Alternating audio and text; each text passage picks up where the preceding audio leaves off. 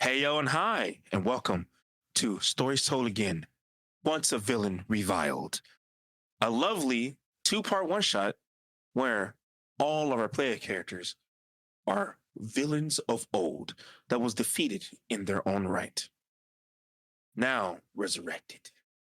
But before we get into the nitty-gritty and all that crazy cool stuff, this is a D&D 5e actual play with, of course, a whole bunch of homebrew stuff sprinkled on in. And I am excited to announce my lovely players here, which one voice you will not recognize, any others you will recognize. Starting with, I'm going at random because I can't, Rain. I'm Rain. My pronouns are she, they, and my character's pronouns are also she, they. Next, Austin. Hi, everyone. I'm Austin. This is my show. You guys should be used to me by now. And my character's pronouns are they, singular and plural. That's so much more scarier than it really should be. Kieran. Hi, my name's Kieran. I also go by Nightless as my little VTuber. And my pronouns are he, they, and my character's pronouns are just he. And last but never least, Tiffany. Hi, I'm Tiffany. My pronouns are none, she, they, and my character's pronouns are he, him. And I am your lovely storyteller, Took, I guess. Put a lot of emphasis on the I guess part.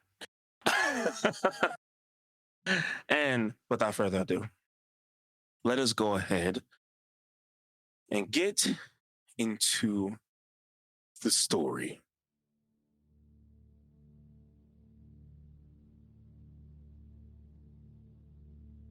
In the world of Acubus Septus, it is destined by fate that every 1,000 years, a calamity, the very first calamity in this world, was a war of gods, also known as the Silent War. At the end of this war, two new pantheons were brought together. In the Second Age, there was a fall of a great demon, abyssal prince. His throne left empty after being defeated by a band of heroes. In the Third Age, there was a de-ascension to the abyssal throne, this tournament of darkness and death, where 6 participants had battles across the world, destroyed many cities, just to have one that outlasted the rest to take the throne. But in between the Second and Third Age, there was a false calamity where 4 legendary, dangerous, historic villains came into power. All were defeated by a legendary hero named Thane Orcrux, a man who started off as just a simple farmhand who became the strongest man in the world in the span of 100 years.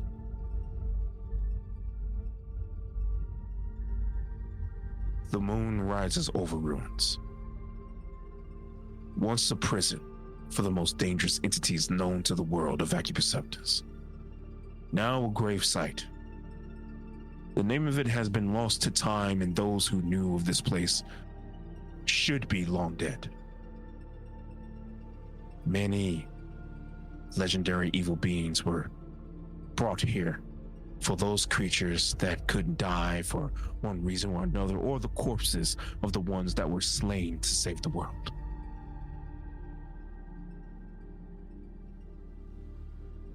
As we hear this crunching of rock and rubble and old wood, in this vast grassland. You see a castle.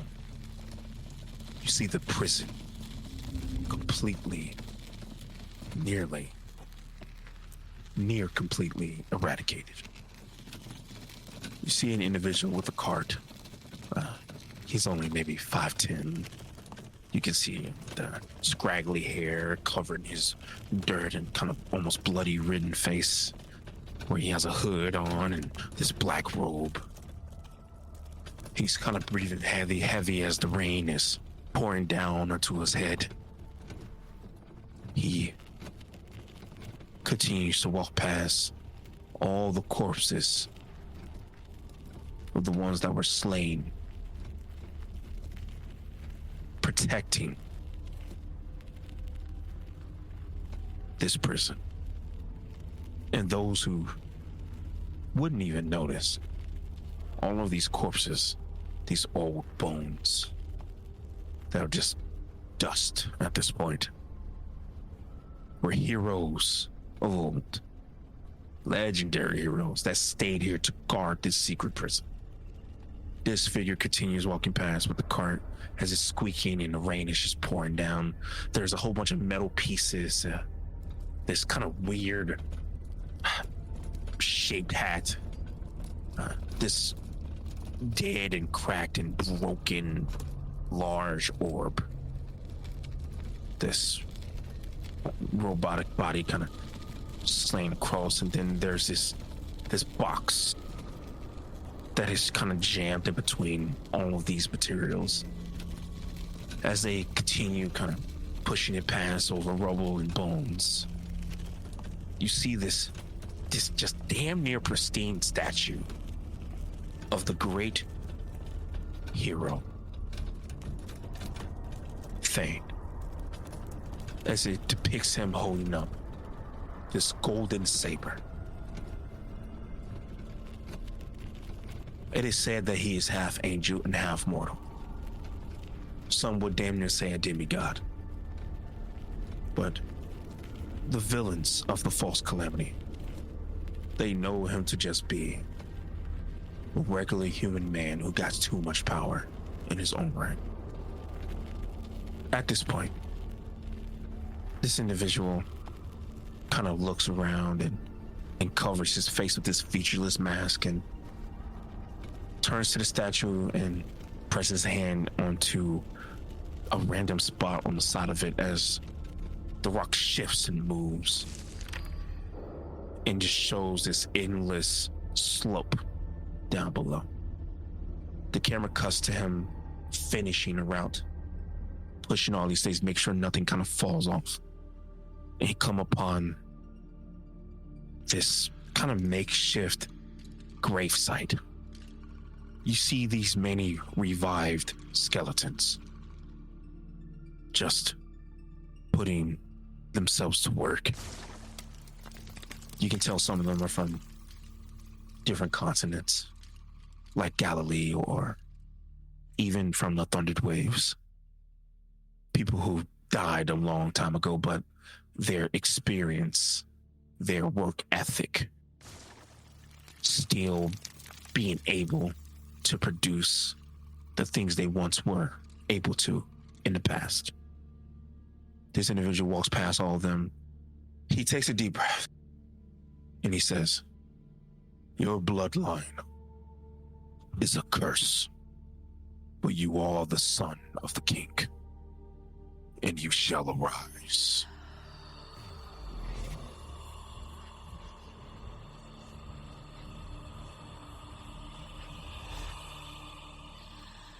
As he turns, Tiffany, could you describe what a 100-year-old kind of muscle stricken to the bone corpse of your character? You see before you a around 6 foot tall man, 5'11". He claims it's 6. Human, with tanned skin, likely from being in the sun for a long time. He has dark, curly hair that's cut in like a stylish way that the aristocrats would do these days. Although his is definitely a lot more ruffled. And I assume because he's being revived, he is naked. Visible scars, but heavily muscled. And he just opens his eyes and goes, The amount of pain you feel as you look, your muscle and skin is tight to your bone. You feel sickly, you can't move. It's even hard to breathe. Are you even breathing? Yes. Breathing is important. The first thing you do when you are brought back to life. But you know, he takes like a Oh, did I get so drunk last night? I passed. Can I look around? You look around, you see the scene that I described before. And the main thing you see is that you are strapped down. You cannot move. You are heavily restrained. You see this man kind of standing over you and this faceless mask. You can't see beyond it as he just says, Archer. I don't think I consented to this. You have been dead for 100 years, and I have brought you back after your defeat. Do you expect me to thank you? No. I'm lying down, and is he standing, or? You are. So you're like on like a slab of concrete, basically. A slab. Okay. Jesus style on Yeah, no, I want to say. Okay.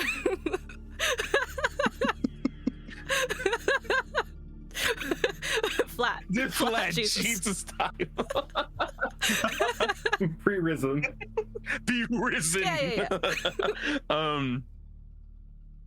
You look up at this individual as he is just kind of sitting there, and you say this to him, and he says, no need, but you are weak, and I need you at your strongest.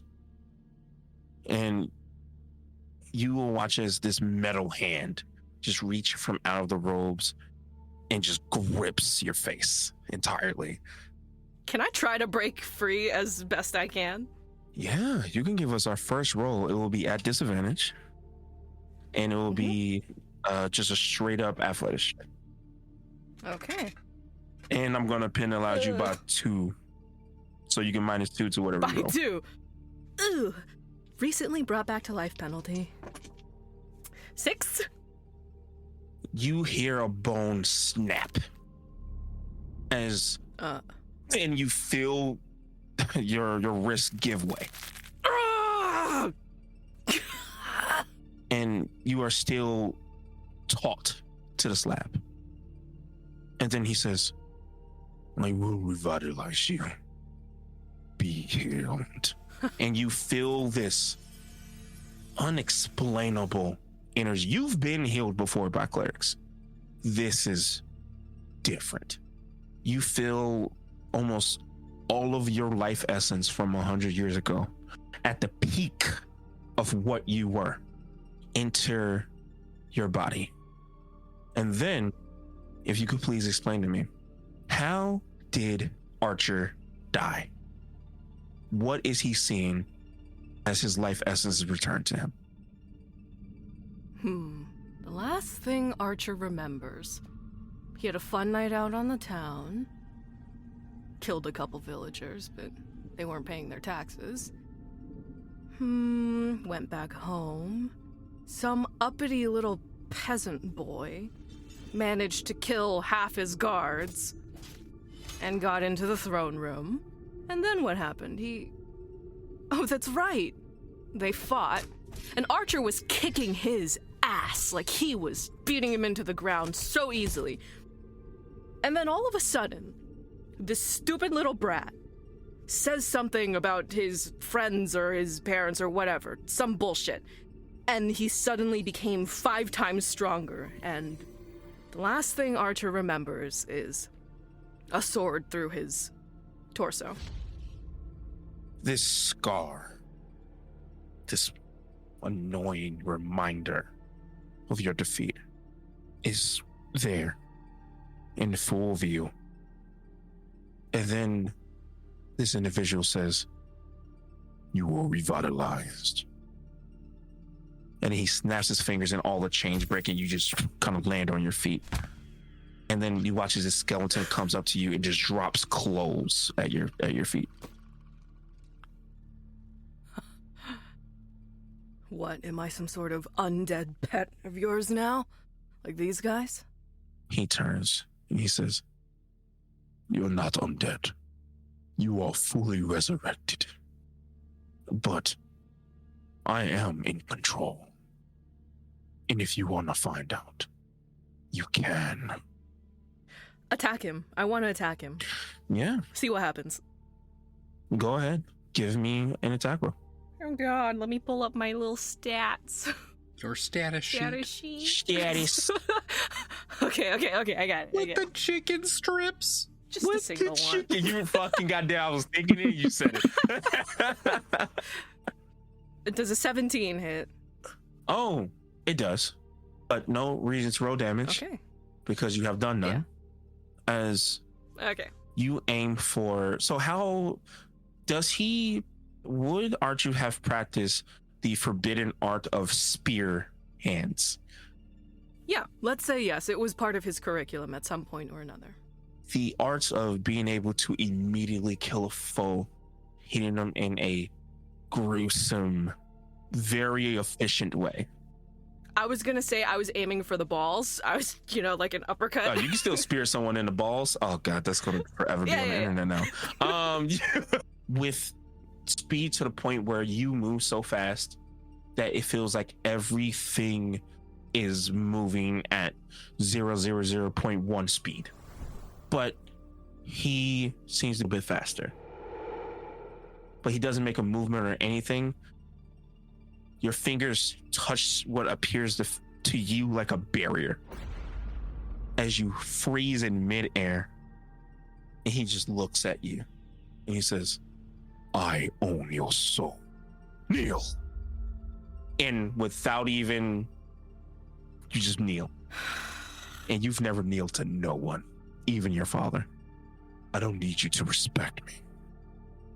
I need you to do a task. Good, because I don't. Follow." And then he just starts walking. What will it be, my lord?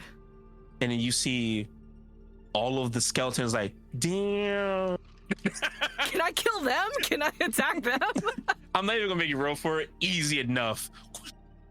You shatter all the skeletons. And then you watch as they just slowly start to reform back together. Let me take a couple pieces so they can't fully reform. You're so petty and I love it. Yeah, like a spine piece from both of them. Easy enough. You see them trying to repiece to back together and just can't. A small sliver of satisfaction. As you follow into this old room, this almost untouched area from all the rubble in this once great prison. As you just see all these little flowers and grass and all these statues of something they revered as a god. Kieran, could you please explain what these little statues of your character looks like and what we see once we get to the actual gravesite? The statues are made from a mixed white and black marble to kind of create this almost randomized choir around the gravesite. The top of the ears are each clipped in a different way. And as you go around the circle, there's only one in the center that has two tails that is facing directly towards where this now, I assume, completely skeleton, cat-ish skeleton lays broken, and you can see that the spine is severed. Archie watches this man walks up to this podium of a grave where this figure sits. And he slowly puts his forehead to its forehead and he says, "I am sorry that I should have done this sooner for you Especially, you did not deserve this fate. Did I get that treatment? I'm just whispering to the skeletons next to me. They legit look at you and go, mm-mm. Goddamn. And then the magic just pours out from the back of this man. And then you watch as they hold up this box. And the box starts to glow this ethereal kind of blue. And as it starts to dissipate slowly, you watch as this form starts to reappear upon the skeleton.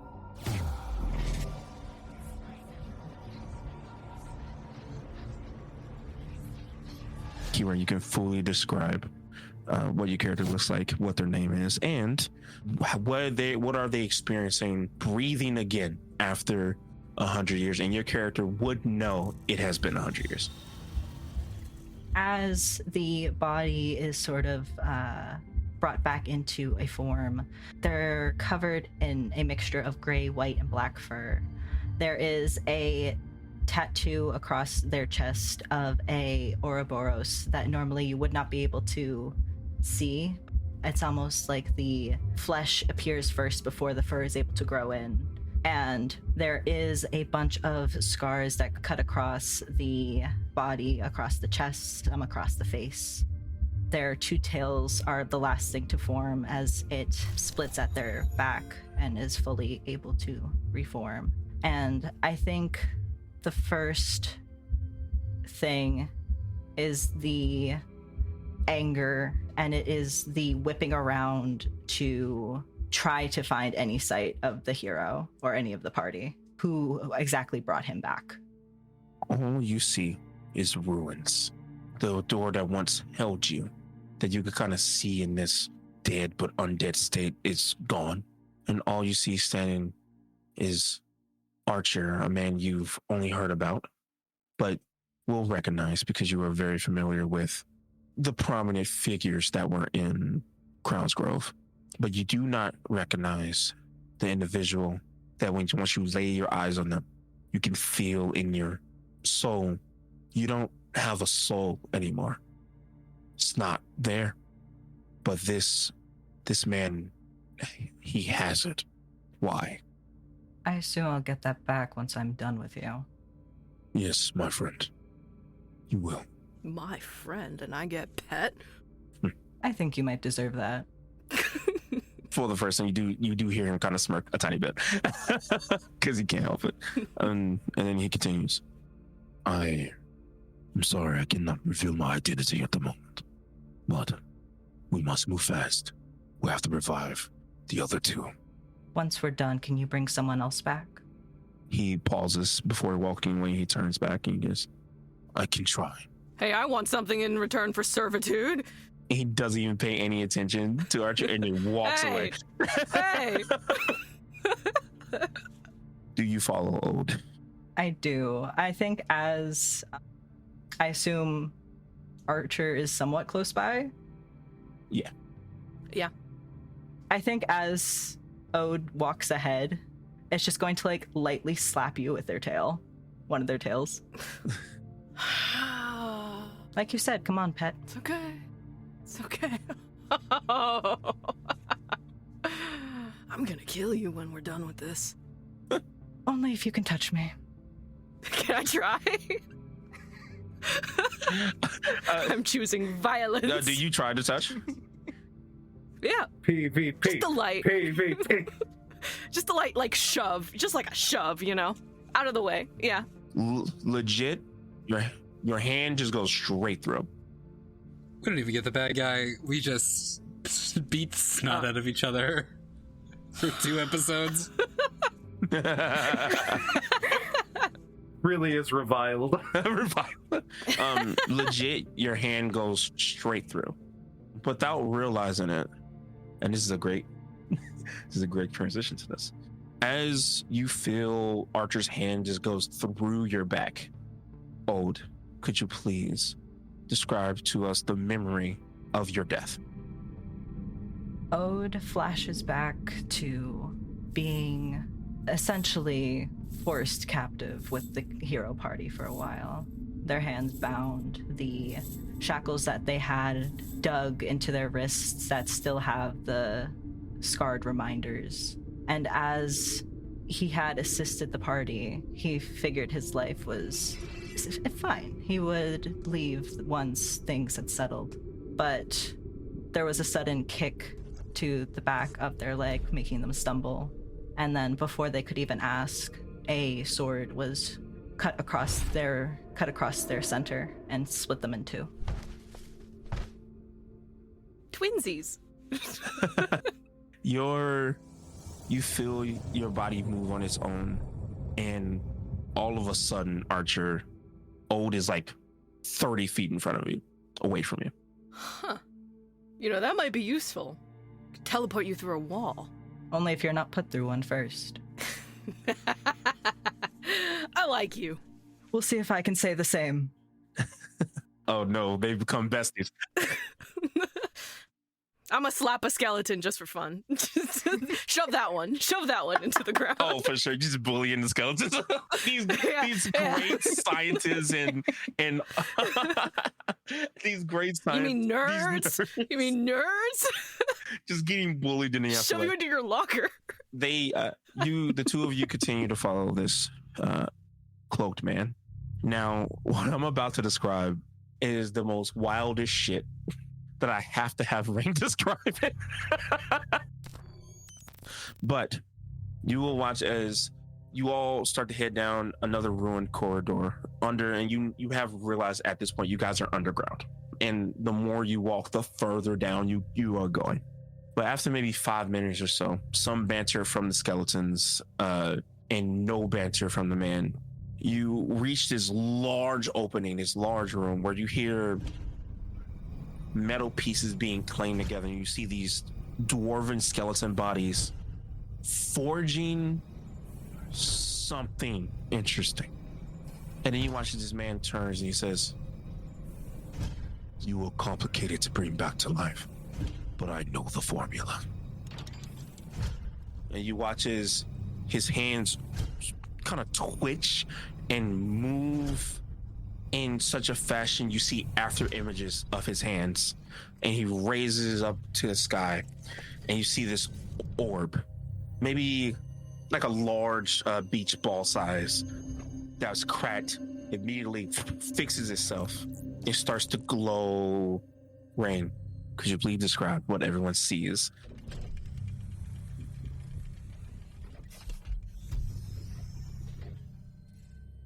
The glow emanates and illuminates a flesh core construct of probably what was once some form of golem, split down the central rib cage, and at the core of that glow in the orb central processing is a small wheels within wheels of a ringed mechanical amulet that flares to life as the rest of the functionality around the machine comes online.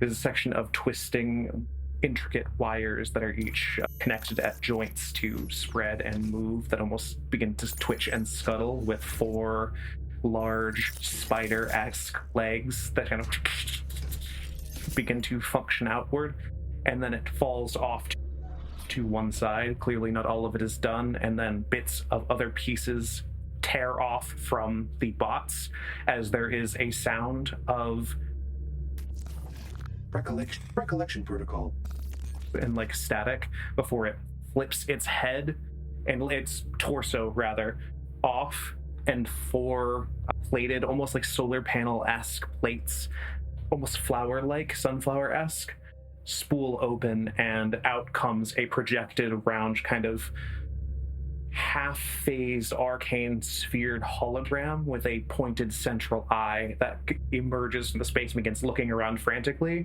before running bits of code through its core system. A voice that begins to slowly distort of a Arcanohearth Locust Yield Computation Unit established.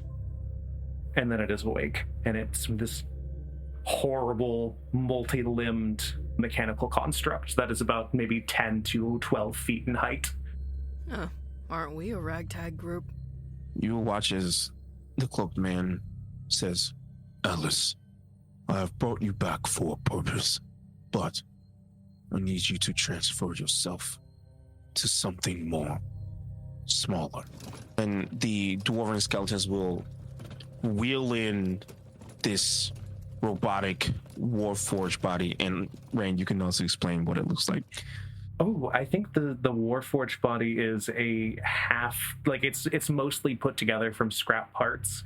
It's mostly bipedal and functional, except its main top mouthpiece is just two large jaws and maybe like kind of like a rounded helm with like a single central eye, almost cycloptic. As it is rolled forward, you see all these metal wires just gets attached up into the Warforged body.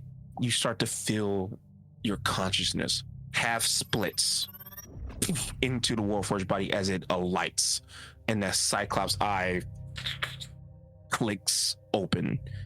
Yeah, I think the Warforged turns to Archer. Banter protocol, 10%. Agree. Frag tag. And then it's out at the moment and back into the core central unit. Not loaded enough. Escape probability of this reality no longer within optical vectors. Solution. Destruction and assimilation of all arcane weave on Acapus Septus. Do you seek this end? No. I will give you a different task soon. But for now, I hold what you need, and you will follow. Functionality suboptimal. Will follow for time. You will follow, absolutely. And he will raise his hand, and it's as if this arcane code burrows deep into what could be considered a soul for Alice. I think the eye and the central like holographic arcane hologram of like the major image that projects the eye turns into just like a sad face for a moment, and then it recognizes it as a virus and jumps between the two forms and shuts down as many protocols as it can, so it returns to almost like a static silence, but it does recognize the whatever effect is being taken. You all see there's sweat coming from under the mask. He was not sure that was gonna work. That would have been very bad. And then you hear him crack his neck and he goes, "Now for the most difficult last member. I apologize for what you are about to see. Have we all been raised? We have one more left. Please follow." And you watch as he starts to move up and out. Solution. Move faster upon back of core unit. Would anyone like a ride? Archer looks around the room. Nobody is saying yes, I want a ride. I think there's just a moment where all of the tendrils reach out towards you at once, like you're just going to get entangled in them, and then you are picked up telekinetically and placed on their shoulder. Oh, wow. That's pretty cool. Banter unit increasing. You should work for me. Are you sure you haven't died before? I feel like you should if this is your safety instincts. I believe he was talking to you. Me? Why me? You. My instincts? Sorry, I don't pay attention when Small Fry talk to me that often. What? Sorry, can't hear you. I'm on the back of an awesome machine? Warforged? Rude comments noted. The arcane construct is correct. Arcane construct. Yeah, I gotta get me one of these. Slaps the back. There is nothing like me. Maybe you'll learn new vocabulary from this. My vocabulary processing unit is currently at... The robed man, the cloaked man sighs at the comments. Judgment detected. With every step, you can feel that he is not looking forward to what is about to happen. Once you are up and out, you are on the complete other side of this ruined prison. But before you even get up and out of this tunnel, you hear scrungler, scrungler, scrungler, scrungler, scrungler. As Scrungler! you all will see, Scrungler! you will see thousands of goblins, hobgoblins, and ogres all lined up on either side of this pathway as he is making his way through. Once they all see you, Archer, some of them go, seriously, he's just a regular dude. Yeah, he's supposed to be, this is stupid. And then one goes, he's all powerful, shut up. And then they all see Old, and a few of them bow and go, Master! Master. And then Damn. they all Chopped see liver. Alice, and they back the fuck up immediately. Who? Flesh puppets. Scrungler, yeah. What is the meaning of this designation? You will see soon. Is the one chosen for the ritual here. You all watch as this massive hobgoblin steps up. I am of his bloodline, and I will be the one for the ritual, sir. Of course. And he snaps his fingers, and Austin, could you describe to me what they see of this crown when it appears in this individual's hand? So, the crown of the Scrungler is it doesn't look like it would be nearly as powerful as it is. It's kind of, first off, it's cloth. Very weird.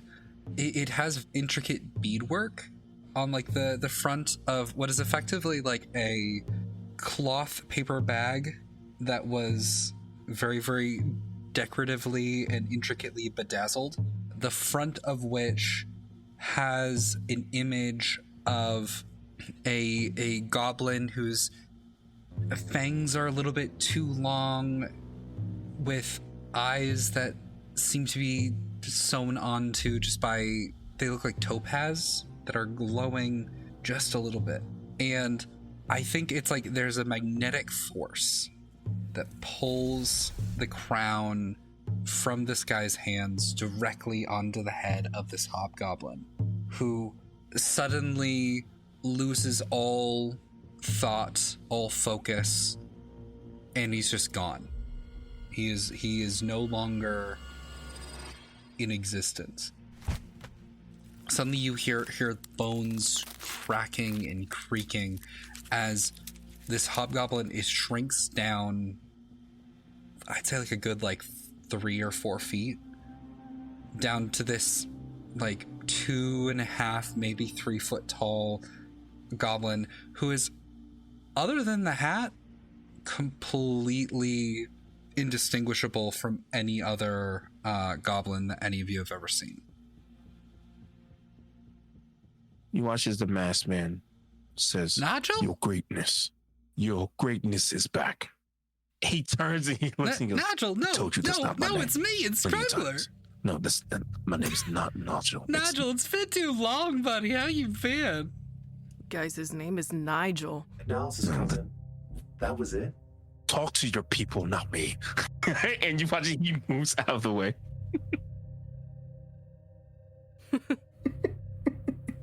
Oh. Yeah, I look and there's just this full-on stadium of goblins. In the same tone. And I'm just Hey! Just Hi! thousands of these voices hi, everybody. back towards him. Who's ready for some Scrungler? Scrungler. And it gets Scrungler. Scrungler! It gets absurdly I don't know loud. what that means. Then all of a sudden, Statistics of success dropping significantly.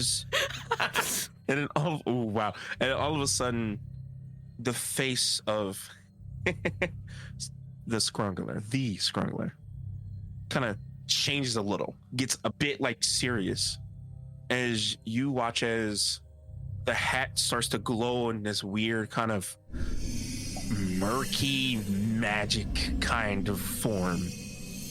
And then all the thousands of goblins, hobgoblins, and ogres just disappear. They just flash out of existence. Scrungler. Oh man, it's not fun when there's not a crowd. I love when they do that. And you watch as Comment affirmed. the masked figure says, the ritual is completed. You will follow me, and I will explain. All right, Dad. It's not Okay, Nigel. my name. So, Nigel, where are we going? Sarcasm. I'm sure this will go well. Oh, what the heck are you? I think you're wrong. Designation. Alice. I am human. Human man. I apologize. Your title does not appear in my vocabulary databanks. Perhaps due to some prior error. Nigel, there's got some weirdos following us. We are the strange ones, sure. Oh, you talk. That's awesome. Yeah, we all talk. As Offended. he is walking with his hand under the mask, just caressing his face in sheer annoyance. The other hand is like holding the hand of the Scrungler. Oh my god. Unwillingly, mind you. Yeah. No choice. Alice, you now hit 50% memory, and you all watch and hear, and you feel Alice stop moving. Archer, what is the memory of Alice's death? The recollection protocol reaches the 50%, and there's a shudder as you just see like a scroll of text and arcane eye feeds scroll across the digital interface up above, and it's just a readout of the events transpired. Experimented far realm analysis disrupted due to intrusion into Facility 0. Aberration of weave fabric disrupted, leading to Arcanosphere server error. Core unit sent to assimilate and destroy irritants to facility.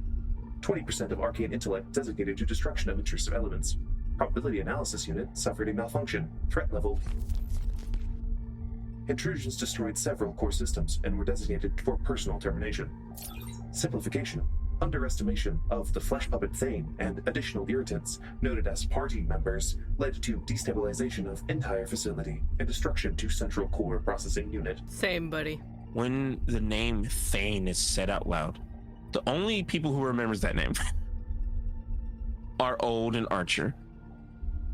Scrungler, you have no idea who the fuck that is. Oh, I don't remember his name, because you didn't actually. bother to fucking learn it. I remember. Yeah. No. What did he say it was? Like, Edward? Or maybe it was John. There are 50 million Johns, right? Do any of these names from prior database fit classifications? And it's just like a billion different, like very generic hero names until we get to like Alan Wrench or whatever the fuck you remember. It's that one. His name was Alan. Confirmation. We were all slain by the same unit. Wait, Nigel, did I die? Yeah, buddy, you're dead. Oh, okay. You will all follow him. And now at this point, you can tell that he is picking up pace, and he is doing these things with his fingers where he's clacking the metal nails on the gauntlet against another part of the gauntlet in a very impatient and almost like kind of stimming way to calm himself. And you guys reach this large tower that is barely holding it together. And he turns and he says, "All right, it's time for me to tell you why I revived you. I need you to complete a task for me, which will result in revenge for you. Once this task is completed, I will return your souls to you. It is how I am keeping you bounded.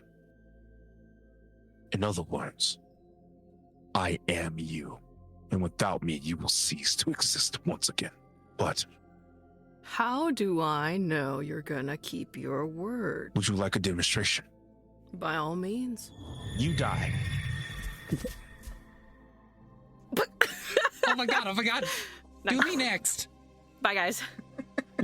You watch as he just raises his hand, and Archer is just gone. Surrounded by idiots. And then it looks as if he reached into space and time itself and just deleted something, and then he reaches his hand back and you watch Archer just reappear. You saw Death herself, and she Was she looked hot? at oh very oh yeah Only important question. Truly. That's the only question on his mind. And specifically because I like to give lore about my world setting, I have a distinct description of what she looks like. Her name is Myriad the Flarian, the Dead Mother. She is this large, beautiful skeleton woman. As you see her, she looks down upon you and says, who? And then you reappear back into existence. Does it hurt? Oh, a lot. I mean, it's probably the worst thing you've ever felt. Oh, yeah.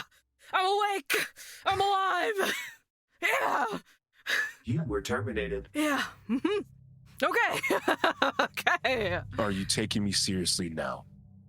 I've always been taking you seriously. The hero that defeated you is not the worst thing that could happen to this world. He has turned from a light to darkness.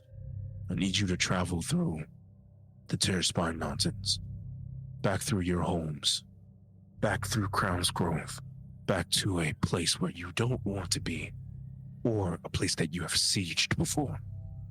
And I need you to destroy him and bring me back his saber, the very thing that killed all of you. And at the mention of that, Austin, could you please describe, how did the Scrungler die for the first time? We gaze upon a sea of bodies. We don't know how many of them are alive or how many of them are dead. All that we know is that all of them are trying all at once in vain to attack a single man. I let out a battle cry, an attempt to rally my soldiers millions strong against the might of a single person. And as they all raise up against him, I fall. I trip and fall, and I am crushed underneath the weight of 1,000 boots fighting in my name. And as I look upon the sky for the very last time, I see the moon. And I see this man unimpressed as he shoves that saber through my throat. And then I'm just darkness. Nothing but the feeling of fabric for could be a day, could be 1,000 years, and I would have no idea.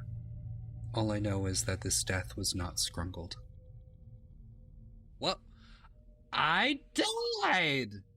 Nigel, I died! Did you know that? Yes, I am aware. Oh my god. That was not a scrungle death. That was not. No. I think it is time that... We're going after the non-scrungler? What's a scrungle death? Please don't ask him. We're going after the non-scrungler? You are going after the non-scrungler, yes. Thank you, Nigel. Okay. I'm gonna look to the wizard. Do you know what scrungle means? He looks at you and he just shakes his head like, don't even fucking ask. He's like, Cool. It's honestly him. Come on, guys. It's scrungle. I scrungle, you scrungle. I am the scrungler. Scrungle Valley. Do I scrungle? You can scrungle. You want to scrungle later? Sure. Guys. Okay, we'll scrungle later. I have Okay. news of utmost importance, please. Right. Flushing databanks of last 5 minutes. Look, it's time I reveal myself and explain to you what is happening, what exactly I need you to do. And I already said and you know where you need to go. And Archer will know the way. And you watch as he takes off the mask. And he was the warden that kept all of you in prison for a very long time before your consciousness ceased to exist. You were kind of kept alive a little bit. For instance, the head of the Scrungler was kind of kept alive to ask questions to for a long time. You're essentially like the talking hat that people would like put on a goblin to like talk to every now and again. Brought me out for parties and shit. You would feel this spell take a hold of you to ask you intricate questions for a long periods of time at times. Alice, you know exactly how many times it was and how long it was, and it's been about 100 years or so. Every now and again, someone would figure out how to access your databanks and scrounge them. Not a great feeling for Alice, but it did happen. there was plenty of times where now you remember, Archie, that you spoke with dead with.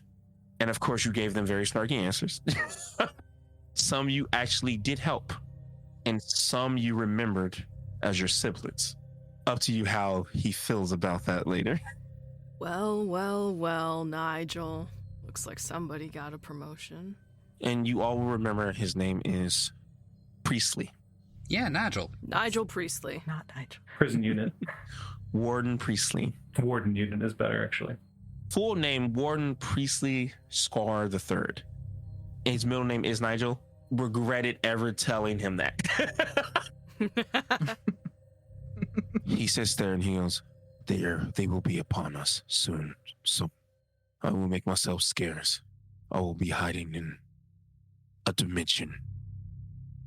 And when needed, I will appear. Curiously, what is the timeline for our desired outcome? I cannot say. You will know at the end of this. I must leave now. They come.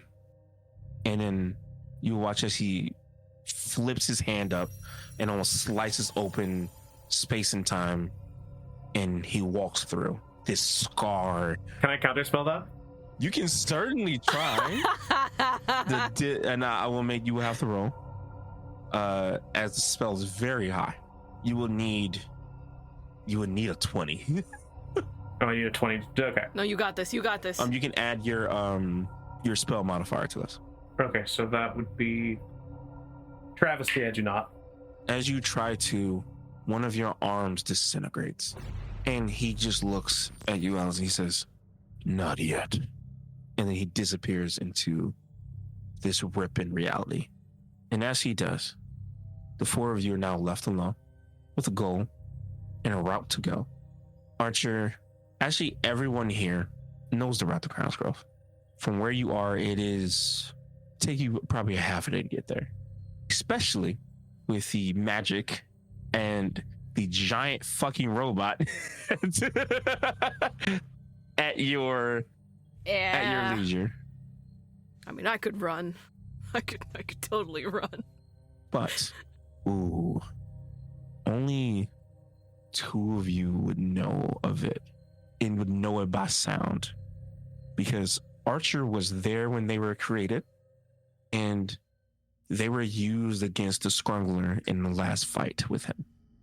But the other 2 would have heard of it through either data or through word of many, many different birded figures old.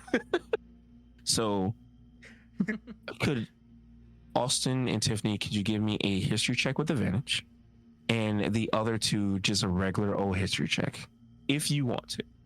I think Alice is, while if we're traveling together in various degrees of silence, I think we'll eventually just be like, "This is boring. Initiating travel mix." and we'll just start playing like the equivalent of Fantasy Country Roads, just outward to the group on loop. I imagine you hear, I imagine you hear like the mixtape, and it says, "Pharaoh the Bard, greatest hits."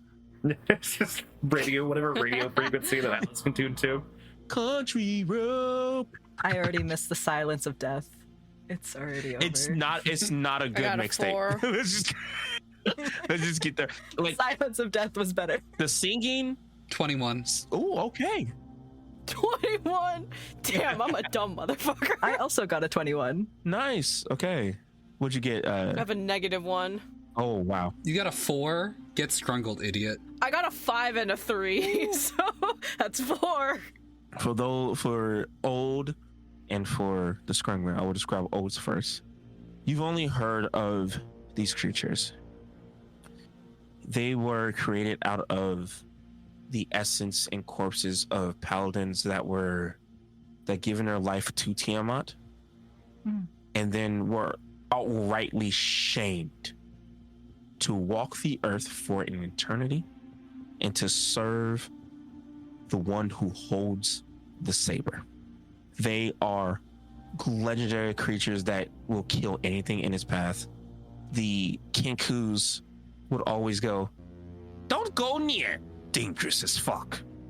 Run, run, run." Anytime stories about it popped up in any way, shape, or form. the Scrungler, they were responsible for thousands of deaths in your army. And the sound of metal and bone and flesh clink across this valley as you are making your way to Crown's Grove through the Terrace Mountain Mountains. And then you hear, "They're this way, way, just echoes. And when you look up upon a mountain, you see these clad individuals covered now, head to toe, in Belladoan metal, stolen to make these creatures, basically trapping a corpse in a body and forcing it to serve for eternity. Query, conflict imminent? Wow, just like us. As two of them look down, and then they all slam on all fours and crawl down the mountain at extreme speed towards you all. Can I please get initiative, please? And the name of them are the Terramunal. So that's a nat 20 for with a +6 for a 26. Whoa. I have a mere 23. Damn. 22. Okay. Wow, we're all fast. I got a 10. Yeah, that makes sense. Nice. You're in shock from seeing these things again. I'm like, what was that name? Was it metal non-scrungler, undear non-scrungler? Was it? Query, what are your specialities? Would you prefer I go to destroy in wide area or create field of protection? Create field of protection. I'm a close quarters fighter. Ask Scrungle. And as the Scrungler says this, suddenly, like, there are bushes in this area.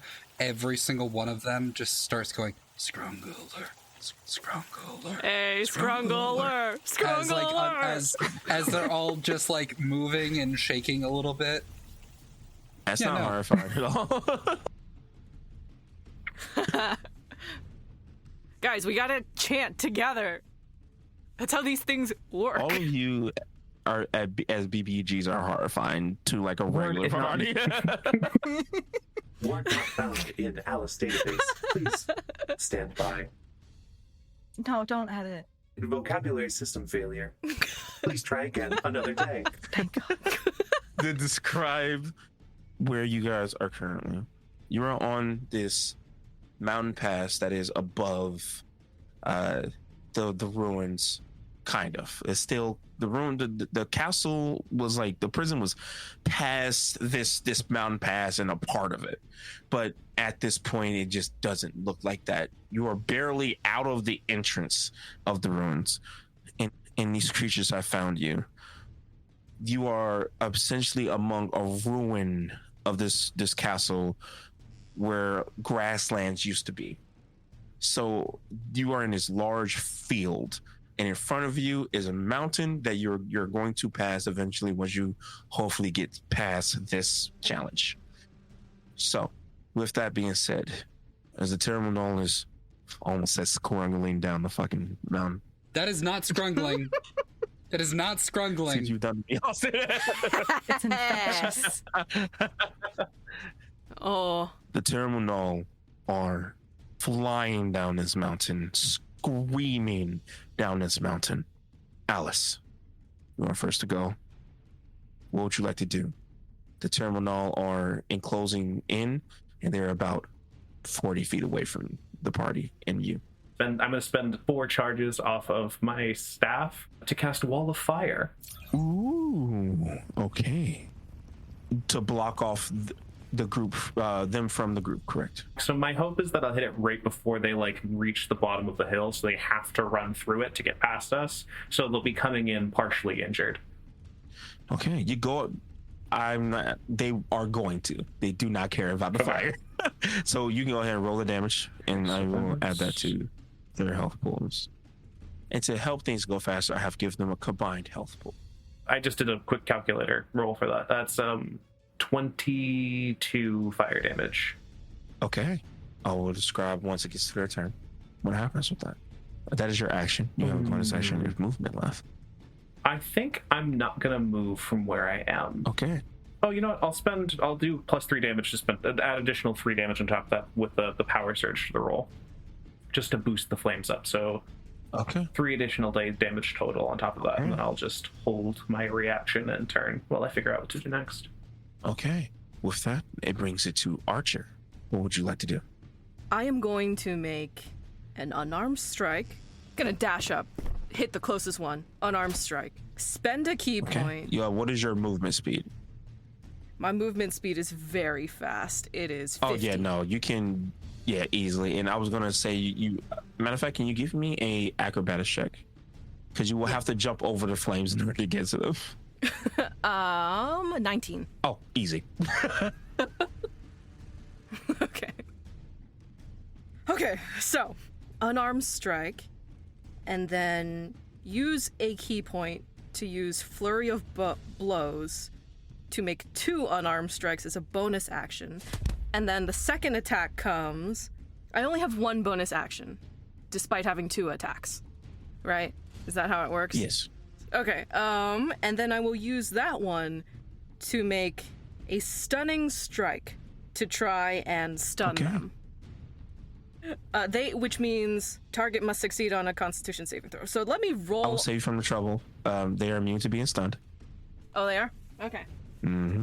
It's just to try. Yeah. Archer doesn't know that until now. Yeah, exactly. Okay, let's see. That's God. Okay, mathematics. 22. Yeah, you just hit. Okay, and then a 19. That just hits. Okay, so that let me count. Now I want to keep in mind the first attack? AC was 22. Yeah. You hit it. It went down to 19. Okay. So pieces of the armor is splintering every single time you hit it, lowering its AC. Oh, interesting. I haven't even calculated the damage yet. But okay, so that would be one of the flurry of blows. And that is 23, which I assume hits. And then the extra attack that I used as a stunning strike. And that one is a 19, which I assume also hits. Okay, so all of them. 14 plus 15. 14 plus 15 is 29. 29 damage total. Okay. Is that all you want to do for your turn? Yes. And as the first 2 turns have gone, the fire rises above as these creatures are making their way down. Archer, you have to get to them. You all watch in crazy speedy fashion, not even moving their arms, just legs. Archer easily just off their tippy toe jumps up extremely high into the air over the flames, not even touching them by a mile. Lands on the other side, and you all just see this shadow of fist splintering the metal and body of these 2 creatures. And I'm gonna wink at Ode. Alice's face turns to a clapping emoji. And I will keep in mind that, and it's up to you, Archer, to whether you're okay with this. Archer did that with 1 spear hand, effortlessly. With that, we'll bring it to Ode, your turn. There's now a giant wall of fire, and Archer now is within fighting distance of these 2 creatures. I think Ode sighs a bit. I was going to try to help him, but he's already too far gone, so I guess we'll do the next best thing. I'm going to take out my short sword and throw it up into the air so that way it can activate into its dancing sword state. And so... Okay. I assume I can send it through the fire without a problem. Yeah. Okay. It can only go 30 feet, so... Move up 10 feet. Yeah, I'll get closer so that way I can get it through. And then I will make my attack against one of the creatures. The AC at the moment, because of Archer, is 16. Okay. Yeah!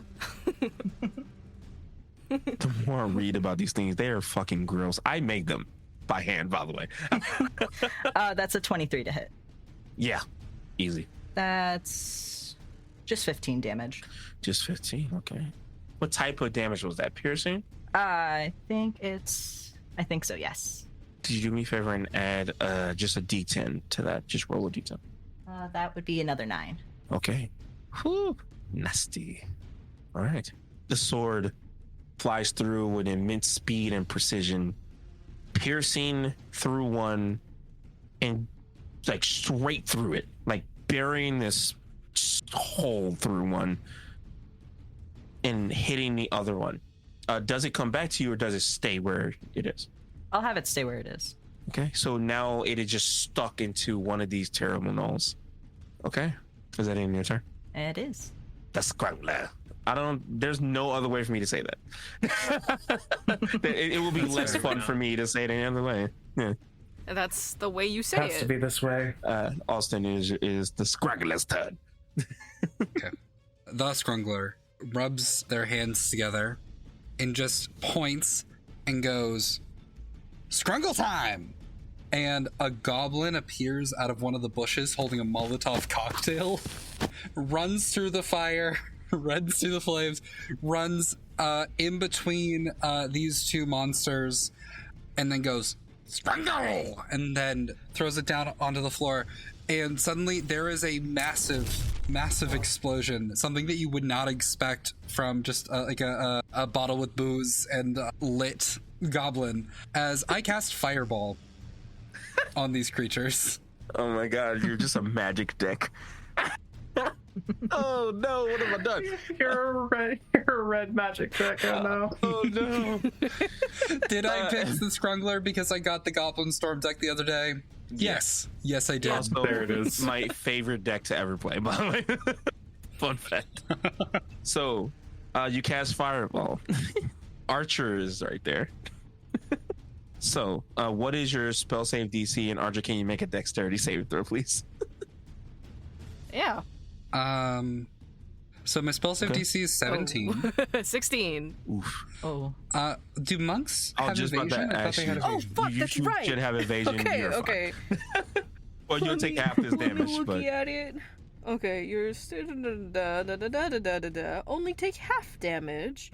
Allows you to if you and only half damage if you fail. Okay, so only half damage. okay. And Austin, what is this damage?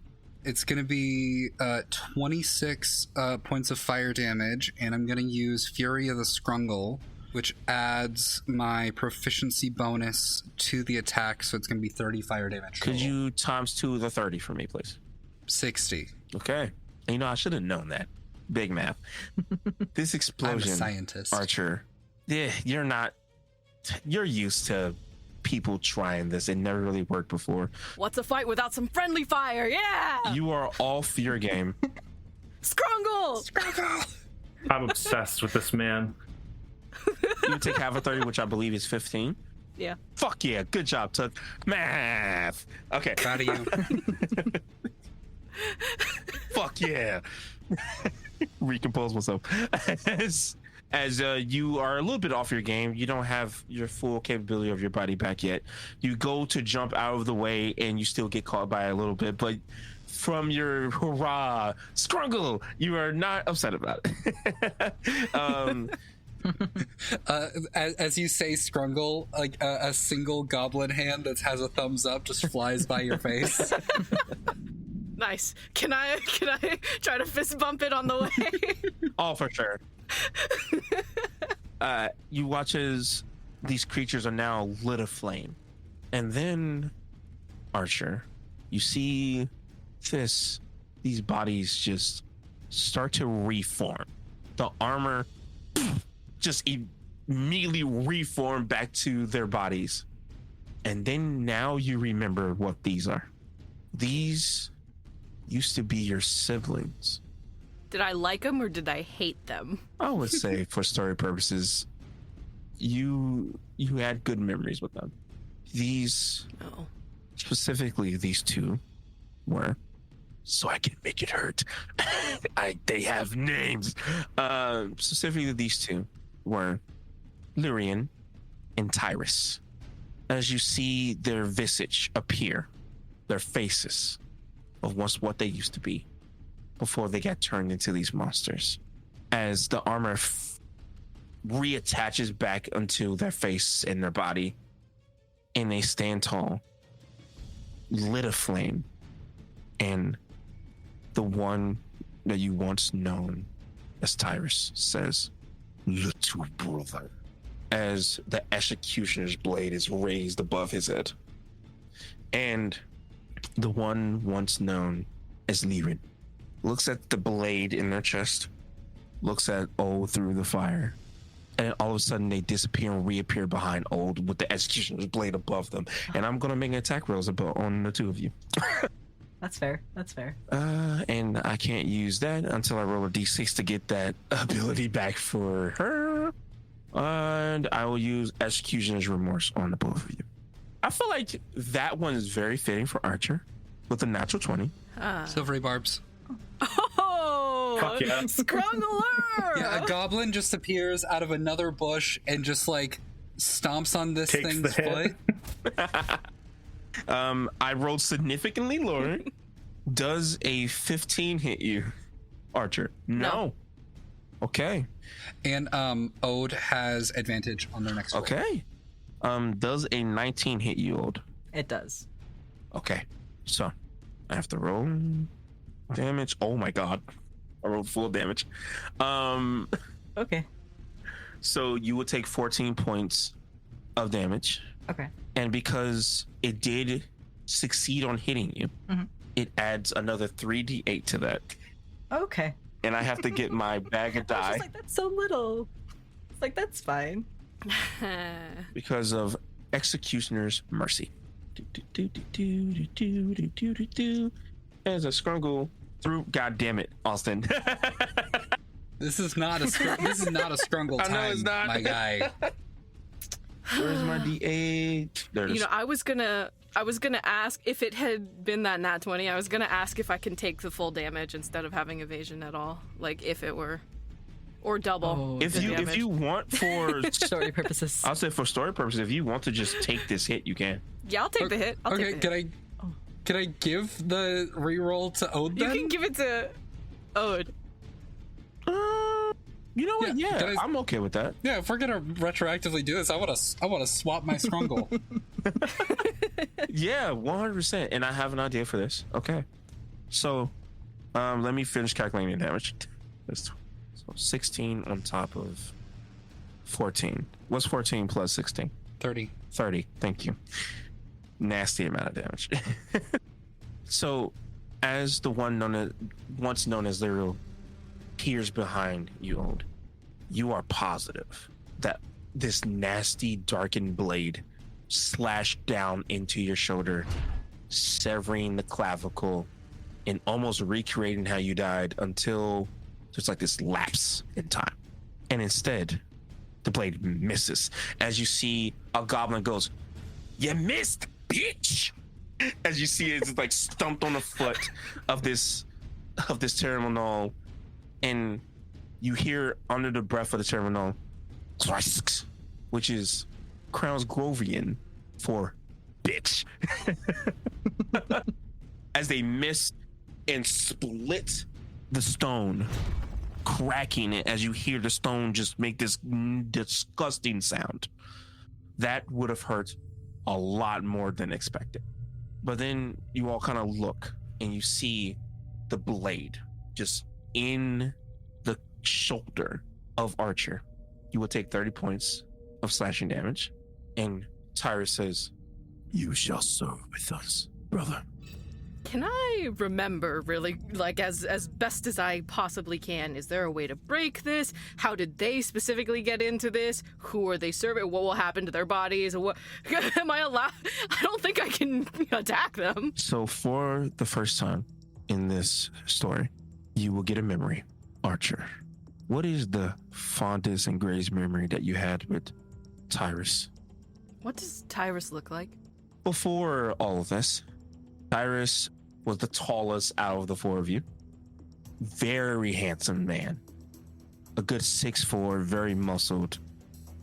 Not the smartest in comparison to your father, but he still was always fighting, always looking after you, especially you, being the oldest brother, the firstborn. He was bald, which in return, he did it on purpose to piss off your father. Yeah. Man. But he did have a large beard. I think the fondest memory Archer would have with Tyrus is Archer was never good at anything. He wasn't particularly good with his lessons. He wasn't very good at combat. They named him Archer because they wanted him to shoot a bow, but he couldn't do that. And, you know, Tyrus was there after a particularly hard lesson one day. Let's say combat. Close quarters combat. Legit what Archer's good at right now. The best at. As in, it's the best of his abilities, which is not that high across all metrics.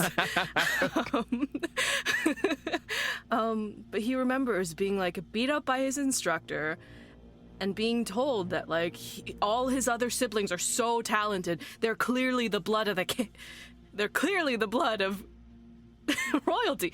And this little runt is just so bad at fighting.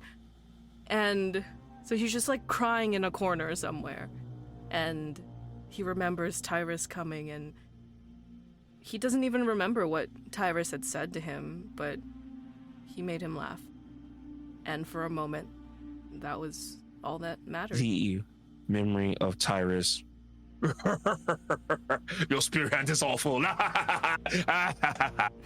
But our father's hair is awful. Way more, but worse. Did you remember this hearty, goofy ass laugh? This horrible joke that got you in a better mood.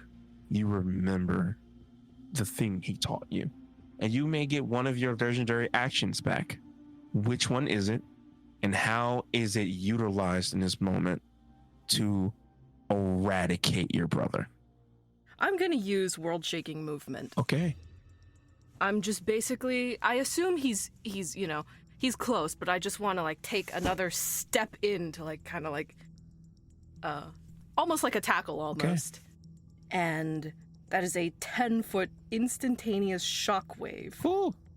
Creatures in the area lose concentration, and if medium or smaller, is it medium or smaller? Yeah, he's medium, yes. He's medium? Okay. Have the prone condition. And the monster can't take this action again until the start of its next... Okay, that's me. I am the monster, okay? At this point, you will be considered a monster. Okay. Yeah. Yeah. As you describe how this ability is used and what physically changes about Archer. Well, Archer takes a massive blow to the shoulder, and because he was so distracted by the fact that this is Tyrus. It's his big brother.